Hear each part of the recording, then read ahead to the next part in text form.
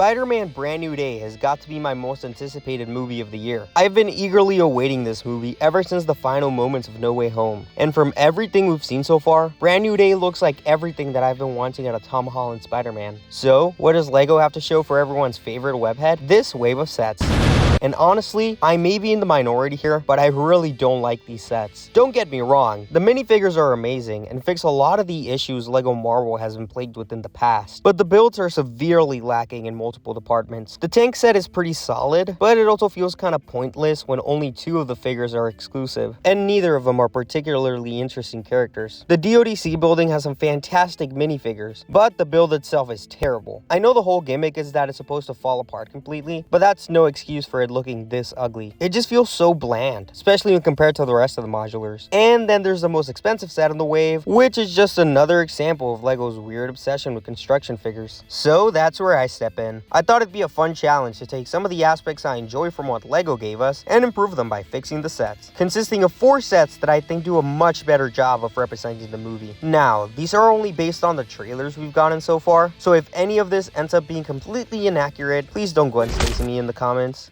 Before we get into the actual sets, there's a few figures from LEGO's original wave that I just wasn't able to incorporate into my sets. I'm pretty sure all of these guys are only going to get a couple seconds of screen time in the movie anyway, so I decided to throw all the leftover stragglers into their own set, mostly so you guys won't yell at me for cutting them. I present set number 21961, the Rogue Gallery Accessory Pack. The set includes 54 pieces and 3 minifigures. Now, the Tarantula and Boomerang minifigures LEGO gave us are basically perfect, so I pretty much left these guys untouched and just threw them into the set. Tombstone, however, is another story. The figure itself isn't bad, it just needs a few tweaks to go from good to great. For starters, he's one of the only figures in the wave without any sort of leg detailing, and the BBS Superman hairpiece just does not suit him at all. So, let's fix this guy. I gave him some dual molded legs to represent his boots. No extra printing or anything, just a small change goes a long way towards fixing the blank leg look. The torso and head are exactly the same, I just swapped out that Ashen Flasha hair for Sane's hairpiece from the LEGO Ninjago movie, which gives him a much more accurate look. Lastly, I gave him the existing gun piece as an accessory. With the minifigures out of the way, let's take a look at the set. For the build, I made this simple little street corner consisting of a stack of boxes, a sewer grate, and this traffic light build taken directly from LEGO's Oscorp set. There would also be some technicals on the side of the boxes, allowing you to attach some Technic connectors, which will come in handy later in the video. You better not forget it, trust me. I know it's nothing too crazy, but low-key, I just needed a simple build to justify making this into its own set.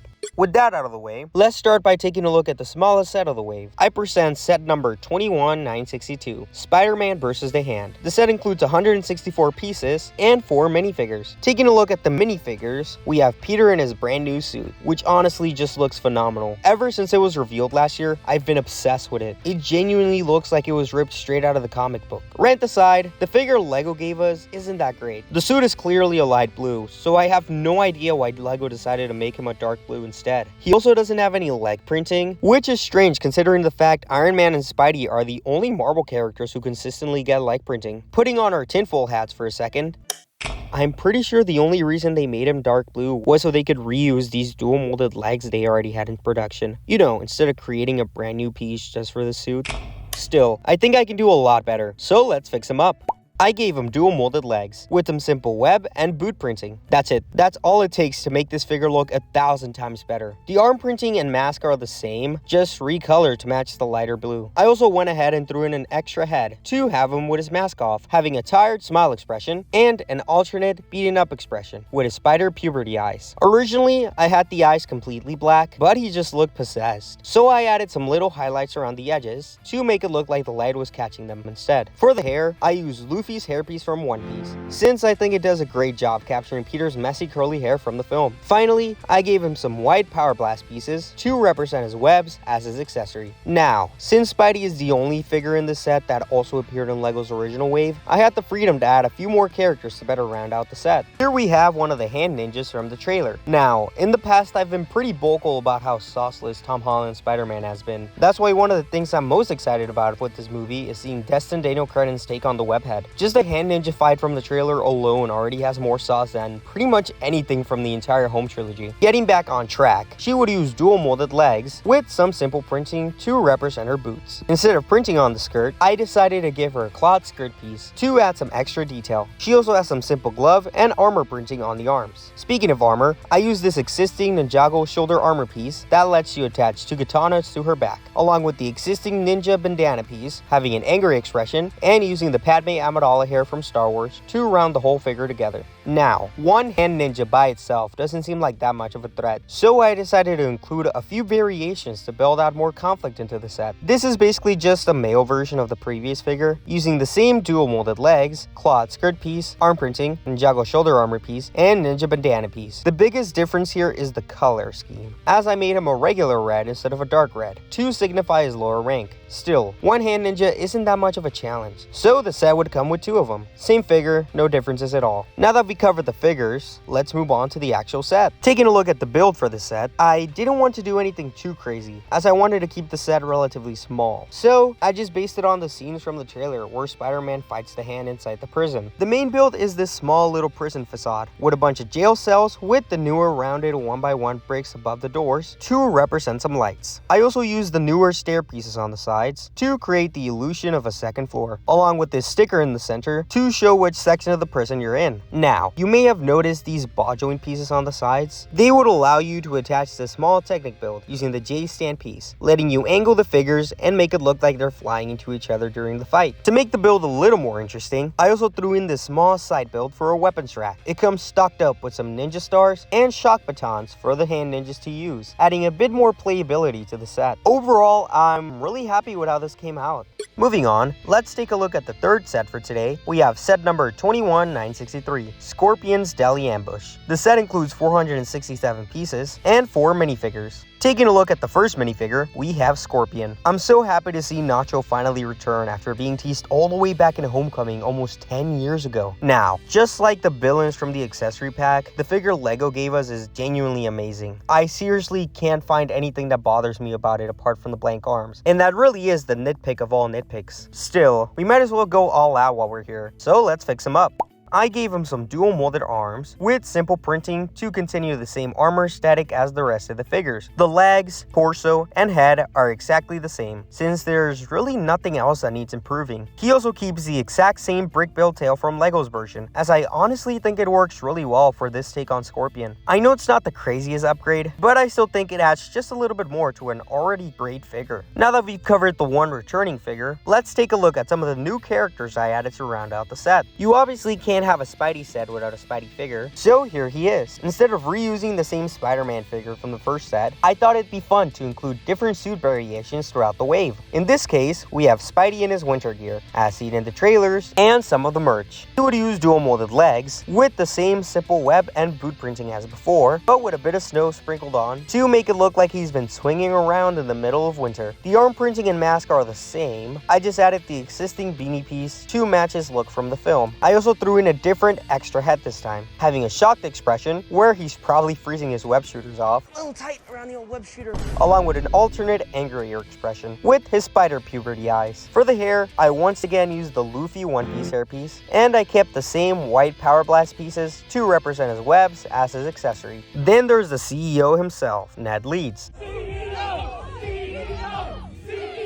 Honestly, one of the best parts of this movie's marketing has been them fully leaning into the meme. I won't say it here, but if you know, you know. Now, nothing against Ned, but designing civilian minifigures has always been kind of boring to me. There's only so much you can do when the character is just wearing a shirt or a jacket. Once you've made one, you've basically made them all. So I kept things pretty simple. Ned uses blank legs with a simple jacket torso print, having a cheerful expression and an alternate shocked expression, using the existing parted bowl cut hairpiece to represent his bitching hairstyle. Next, we have the generic no-name figure I threw in just so the set could have more of a narrative. For fun, I actually based him on this random guy from the trailer because he looked funny. Blub Shido over here uses dual molded legs to represent some boots. Instead of printing on his vest, I gave him this existing armored vest piece, which I believe originally came from Jurassic World sets back in the day. I also added some simple printing to give the vest a bit more texture, having a stern expression with this cute little microphone on the side. For the helmet itself, I used the existing foot football helmet with the diver's mask attached, since I really like the shape of that piece. Finally, using the existing gun piece as an accessory. Alright, enough about the minifigures. Let's talk about the build. For the build, this one isn't really based on any specific scene. It's just a combination of different set ideas I've had floating in my head for ages. Because of that, I decided to make Delmar's Deli from Homecoming, with Nat's apartment thrown on top for funsies. Taking a look at the side build first, I threw together a small bike for the police officer. It's just the existing motorcycle piece, with these 1x1 bow pieces at the back to add some extra detail. The actual building would consist of 2 floors, inspired by the mini modulars we've gotten from Marvel. The outside is pretty detailed, having these existing web pieces on the front to show that Spidey has been fighting around the area, along with a simple AC and security camera build. I also used a bunch of stickers to represent all the different advertisements plastered across the deli. The apartment above includes a small balcony with a railing and the same AC build as before. On the corner, there's also a sewer grate, a street lamp, a stack of Daily Bugle newspapers, and a simple produce stand stocked with various fruits and vegetables. Taking a look at the inside of the build, it would have an open back, allowing for easy access to the interior. The first floor is the actual deli, complete with this cute little menu sticker, a small box above the door, a shelf stocked up with various products, and a checkout counter with a display case featuring the best sandwiches in Queens. Moving up, we have Nat's apartment, having a simple desk build with a chair and monitor, where the CEO can be the guy in the chair and do his research. I'm looking at porn.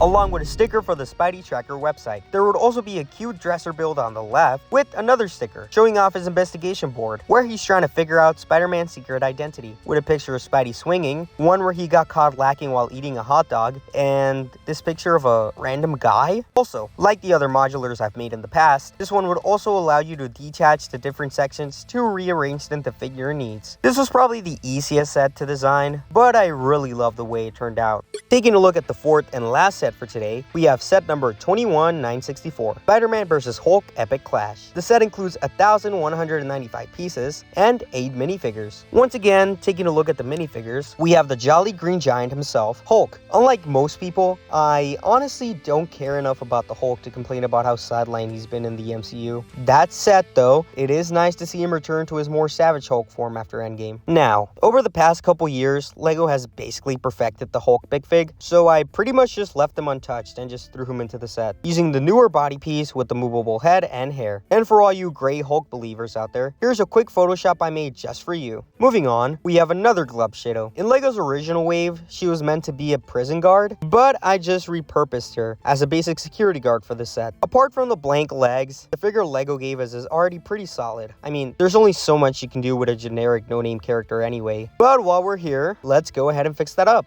I gave her dual molded legs to represent her boots, and I swapped out her hand color from gray to black, so it better match the rest of the figure. I also gave her a more serious expression, because she looked way too happy for someone working a dead-end 9-to-5. Finally, I got rid of that yee-yaw hair cap piece, and replaced it with a much cooler hair hat combo with a ponytail. Again, nothing too crazy, but it's those little details that go a long way towards making a figure feel that much better. Now, that covers all the figures that came in the original wave, but I also went ahead and added a few extras in here to better round out the set. Next, we have our third and final version of Spidey. For some context, one of my favorite Marvel minifigures has got to be the Battle Damage Mark 6 from the Avengers Tower set. Battle Damage is such a cool concept, and it's something LEGO doesn't utilize nearly as much as they should. That's why I thought it'd be fun to include a Battle Damage Spider-Man here, especially since I'm guessing old Brucey Boy ain't going down without a fight. Once again, he would use dual molded legs, with the same simple web and boot printing as before, but this time with a bunch of rips and tears throughout the suit to show that Spidey's really been through it. Hang out with all these kids now for Spider-Man.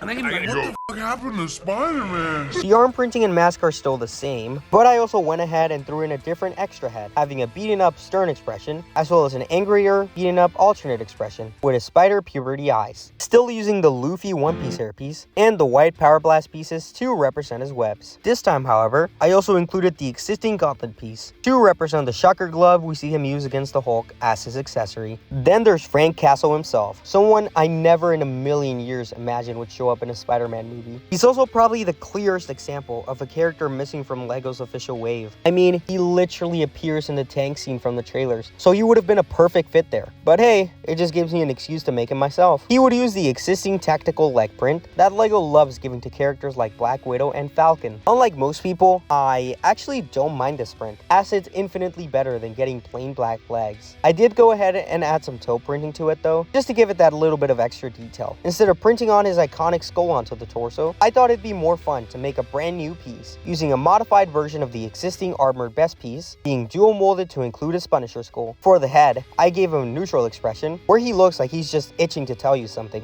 and an alternate angrier expression, where he looks like he could really use a nap. I also used the existing T'Challa Star-Lord hairpiece to give him his clean fade, having 2 different gun variations as his accessories. Moving on, I decided to throw in one last Club Shido, just to round out the set. Jokes aside, I thought it'd be fun to include a version of Peter in his normal clothes. I'm pretty sure this movie is going to be the Batman situation, you know, where he's in the Spider-Man suit for the majority of the film. But hey, it's my video and I can do what I want. This is a really simple figure, using plain legs with this really simple jacket torso design. The head isn't anything too crazy either, having a tired smile expression and an alternate stern expression. And for the last and final time, using the Luffy one-piece hairpiece. Alright, that's the last one, I promise.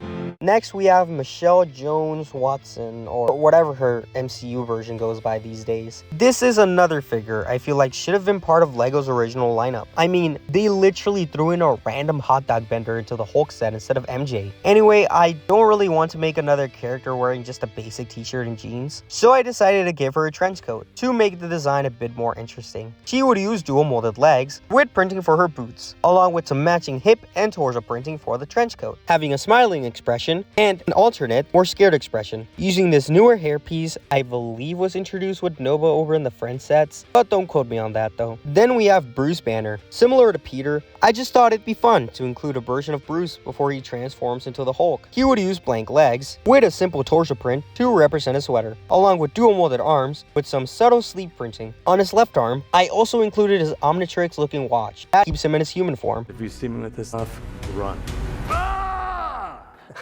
Having a happy expression and an alternate angrier expression where he's hulking out. Finally, I used a brand new hairpiece to better represent his side-swept hair from the film. For the last figure in the set, we have Sadie Sink's character. We've only seen a couple of frames of her in the trailers, but from what I understand, he's our mysterious telepathic villain who can read minds. Gee, I wonder who that could be. I'm not gonna say any names here just in case I'm wrong, but I'm like 90% sure I know who she's playing. Still, this was probably the hardest figure I had to design for the entire video. Not because her outfit is hard or anything, but because I only had this one dark frame from the trailer to work with. Still, I think I did a pretty decent job. She would use dual molded legs to represent her boots and jeans. Originally, I was going to make them gray, but I ended up sticking with dark blue instead. For the head, she would have an angry expression, along with a new hood piece to better match the jacket she's wearing in the trailer. And finally, she would use some dish and flat towel pieces in trans pink to represent her powers, as I'm pretty sure the trailers are using a different color on purpose to help hide who she's actually playing.